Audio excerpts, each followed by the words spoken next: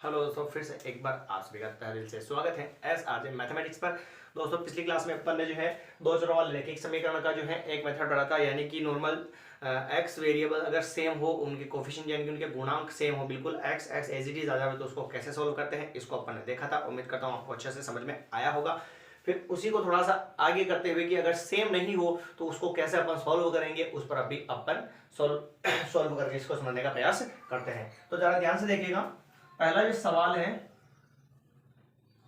x plus 3y is equal to 4 और इधर दे रखा है 2x plus 4y equal to 2। ये दे रखी है समीकरण नंबर 1 और इसको क्या मान लेते हैं, समीकरण नंबर 2। ठीक है, ये हमारे पास दो इक्वेशंस दे रखी है और आपको क्या करना है, इसके अंदर इन दोनों इक्वेशंस को सॉल्व करके विलोपन विधि के माध्यम से x और y का मान हमें फाइंड करना है। ठीक है, तो अब आपको क्या करना है इसके अंदर, जैसे कि उस वाले सवाल यानी पिछली क्लास के अंदर जो सवाल पढ़े थे अपन ने दो, उसके अंदर x वाला पूरा सेम था, इसके अंदर ना ही तो y वाला सेम है और ना ही x वाला सेम है। ऐसी स्थिति में आपको क्या करना है, जरा ध्यान से देखिएगा। आपको क्या करना है, पहली समीकरण के गुणा में जो भी हो उसको तो गुणा करवाना है दो वाली से, और दूसरी समीकरण के x के गुणा में जो भी हो उसको गुणा करवाना है 1 से। कैसे देखना, समीकरण 1 इंटू व समीकरण 2 इंटू, मैंने क्या बताया कि समीकरण 2 में x के गुणा में जो भी गुणा होगा वो तो होगा समीकरण 1 से, और समीकरण 1 के गुणा में, समीकरण 1 में x के गुणा में जो भी होगा वो किससे गुणा होगा, 2 से। कुछ नहीं है तो क्या मानोगे, 1 मानोगे। अब जरा ध्यान से देखिएगा आप, समीकरण 1 वाला जो है ना वो 2 वाली से गुणा होगा, तो समीकरण 2 में x के गुणा में कितना है, 2 है, और ये 2 किससे गुणा होगा, इस वाली से यानी कि किससे, 1 से, यानी समीकरण 1 इंटू क्या हो जाएगा, 2 हो जाएगा। ठीक है, वह समीकरण 2 इंटू समीकरण 2 ये रही, समीकरण 2 किससे गुणा होगी, समीकरण 1 के गुणा में x के गुणा में जो भी है, ध्यान से समझना, इधर जो भी गुणा है वो इस पूरी समीकरण से गुणा होगा, इधर जो भी है कुछ नहीं है तो क्या माना अपन ने, 1 माना, और ये किससे गुणा होगा, इस वाली समीकरण से, और इस वाली समीकरण का क्या नाम है, 2 है, और ये समीकरण 2 किससे गुणा होगी, 1 से गुणा होगा, तो समीकरण 2 इंटू 1 हो जाएगा। ठीक है, ध्यान से समझना, इधर समीकरण 2 के गुणा में x के गुणा में जो भी है ना वो तो पूरा 1 से गुणा होगा, तो 1 इंटू 2 कर लिया, और 1 में x के गुणा में जो भी है वो पूरा किससे गुणा होगा, 2 से गुणा होगा, तो 2 इंटू 1 कर दिया। अब समीकरण 1 को 2 से गुणा करवाना है, तो समीकरण 1 ये रही, 2 को गुणा करवाओगे 1 से तो क्या हो जाएगा, 2x हो जाएगा, फिर 2 को गुणा करवाओगे 3 से, 2 इंटू 3 कितना हो जाएगा, 6y हो जाएगा, बराबर 2 को गुणा करवाओगे 4 से कितना हो जाएगा, 8 हो जाएगा। यानी कि जो संख्या अपन ने लिखी ना वो पूरी इक्वेशन से मल्टीप्लाई करवा के लिखनी है। ठीक है, समीकरण 2 किससे गुणा हो रही है, 1 से, तो समीकरण 2 ये रही, 1 से गुणा करवाओ, 1 को 2 से गुणा करवाएंगे तो 2x ही आएगा, फिर प्लस का प्लस, 1 को 4 से गुणा करवाएंगे तो 4y का 4y आएगा, और बराबर 1 इंटू 2 करेंगे 2 ही आएगा, और ये वापस सेम तरीका हो चुका है। दोनों x वाले सेम मिले, नहीं मिले, x सेम नहीं मिला उससे कोई फर्क नहीं पड़ेगा, पर पूरा जो 2x है ना वो तो बिल्कुल सेम मिल गया ना, 2x पूरा सेम मिल चुका है। तो अब अपन वैसा ही तरीका लगाएंगे वापस फर्स्ट वाला, कैसे, इनके चिन्ह चेंज करेंगे, यहाँ पर कुछ नहीं है तो माइनस, प्लस की जगह भी माइनस, और कुछ नहीं है तो क्या करोगे, माइनस। जरा ध्यान से देखो, 2x में से 2x तो कट गया, इधर क्या बचा, ऊपर 6y, प्लस को भूल जाओ क्योंकि नीचे माइनस चिन्ह चेंज कर दिया, तो माइनस का ले लेंगे, तो माइनस का 4y, और बराबर में 8 माइनस 2। ठीक है दोस्तों,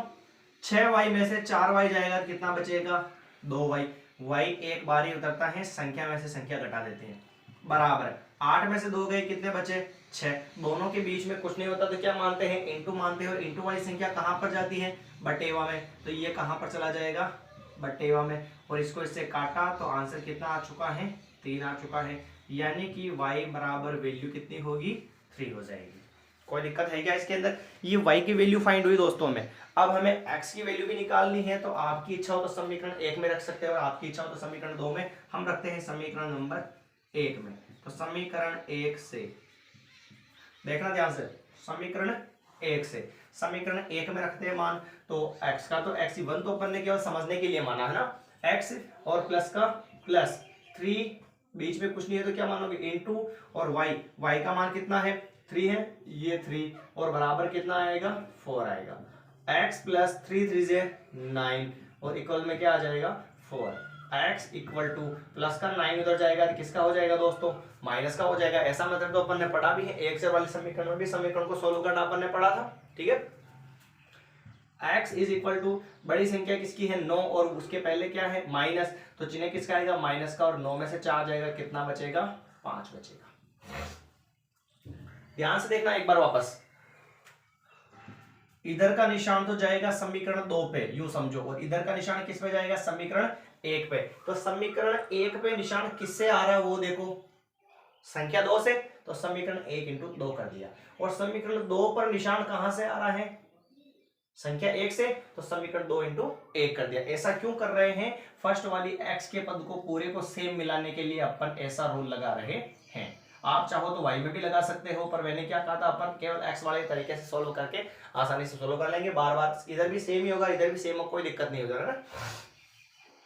तो अब समीकरण 1 को 2 से गुणा, तो समीकरण 1 का जो भी संख्या है ना वो पूरी किससे गुणा होगी 2 से, 2 इंटू 1 2 हो गया, 2 इंटू 3 6 हो गया, 2 इंटू 4 8 हो गया। इधर समीकरण 2 पर निशान 1 से किसी भी संख्या को गुणा करो वो क्या हो जाती है, फिर चिन्ह चेंज करके पिछली क्लास वाला मेथड अपन ने लगा दिया कि 2x में से 2x चला जाएगा, और 6y में से 4y घटाने हैं, और 8 में से 2 घटाने हैं, इधर घटाया तो 2y आया, इधर 6 आया, इंटू वाले चल गए बटे में भाग लगाया तो 3 आ गया, y का मान 3 है तो इक्वेशन 1 में रखा, x plus 3 into y, 3 into y का मान 3 और बराबर 4, ये गुणा करवाया 9, प्लस का 9 उधर चला गया, माइनस में बड़ी संख्या माइनस की, और 9 में से 4 गया 5 आ गया,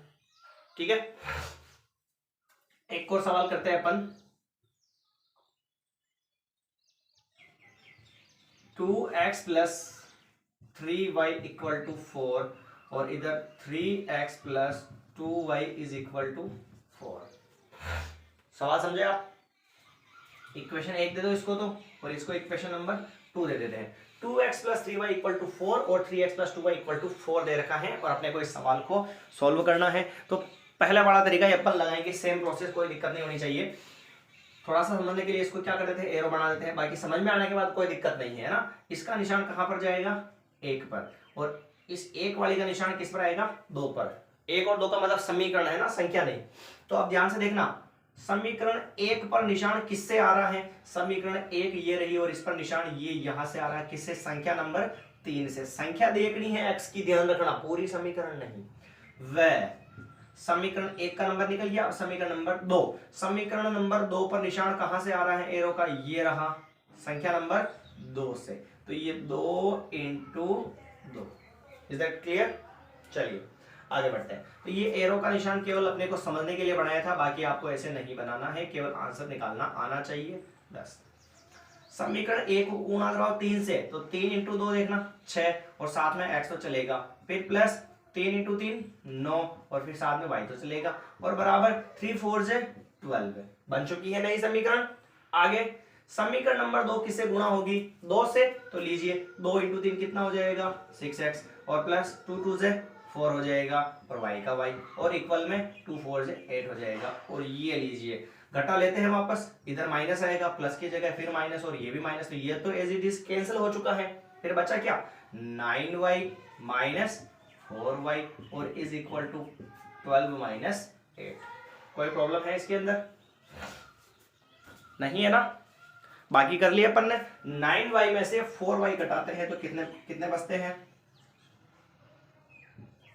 5y बच जाएगा, और बराबर में कितना आ जाएगा 12 में से 8 घटाओ तो बचेगा 4। ये y बीच में कुछ नहीं है तो इंटू, और इंटू वाली संख्या कहां पर जाती है बटेवा में, तो y बराबर कितना आ चुका है 4/5 आ चुका है। बटेवा में आ जाए, पॉइंट में निकालने की कोई जरूरत नहीं, यहाँ तक काफी है, और निकालना चाहो तो भी कोई दिक्कत नहीं है। ये आया दोस्तों y का मान। अब हमें किसका मान निकालना है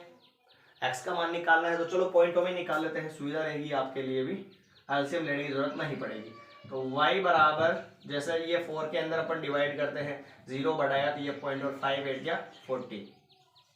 तो यानी कि 0.8 ये आ गया y का मान। अब इस समीकरण नंबर 1 में रख देते हैं, किसी में भी रखो कोई दिक्कत नहीं है ना। समीकरण 1 से 2x plus 3 into y, 3 into 0.8 और इक्वल में कितना है 4। 2x प्लस गुना करवा लेते हैं, देखना डायरेक्ट, 8 की टेबल 3 बार 24, पॉइंट के बाद में कितनी संख्या है, एक संख्या, इधर भी पॉइंट के बाद में एक संख्या छोड़ दो और बीच में पॉइंट लगा दो, क्लियर, और बराबर में 4। ये 2x इक्वल टू 4, 2.4 उधर जाएगा तो किसका आ जाएगा, माइनस का, ये माइनस का, तो 2x और इधर बाकी में आपको जरा सा ध्यान रखना है, पॉइंट से पॉइंट सीध में मिलना चाहिए। क्या यहाँ पर पॉइंट है क्या, नहीं है, तो लगा लेते हैं 4 लगाकर क्या लिख दो, 0.0 कर दो और फिर इधर 2.4 कर दो, घटाओ, उधार लिया तो 3 बच गए, ये 10 में से 4 गए तो 6 और इधर 3 में से 2 गया तो 1 और ये सीधा पॉइंट, ये 1.6 और ये 2 कहां पर चला जाएगा, बटेगा में, तो 1.6/2 और भाग लगाओगे आपको पता होगा 16 के आधे कितने होते हैं, 16 में 2 का भाग लगाओगे तो 8 बार जाएगा और पॉइंट के बाद में कितनी संख्या, एक संख्या, तो ये पॉइंट लगा दिया और एक संख्या छोड़ दिया, आगे क्या लगा दिया, 0 लगा दिया। थोड़ा सा पॉइंट वाला सवाल आ गया तो दिक्कत हो सकती है, बाकी कोई दिक्कत नहीं है। एक बार इसको वापस समझ लेते हैं अपन, एक इक्वेशन ये, एक ये, इससे निशान यहाँ पर गया 3, यानी इक्वेशन नंबर 1 किससे गुणा होगी, 3 से, तो इक्वेशन नंबर 1 इंटू 3 कर दिया, वह 2 से 2 गुणा होगा तो समीकरण नंबर 2 को 2 से गुणा कर दिया, पूरी संख्या गुणा करवानी, 1 इंटू 3 का मतलब ये 3 इससे भी इससे भी इससे भी लिख दिया, समीकरण नंबर 2 से तो 2 2 2 ये सब गुणा हो गए, ठीक है, चेंज करना आपको बता दिया मैंने पिछली क्लास के अंदर, अब सेम प्रोसेस हो गया, बस बाकी कर ली, जो बचा उसको लिख दिया और घटाया बटेवा में और पॉइंट का पॉइंट में आ गया भाग लगाने के बाद, ठीक है। फिर समीकरण 1 में जो भी अपनी समीकरण थी गुणा करवाने वाली नहीं, पहले वाली में, इसमें मान रख दिया, यहाँ पर y की जगह 0.8 रख दिया, 8 इंटू 3 कितने होते हैं, 24 होते हैं, पॉइंट के बाद में एक संख्या छूट रही तो एक संख्या छोड़ दी ऊपर में, क्लियर, प्लस की को उधर ले गए, माइनस में 4 में से 2.4 घटाया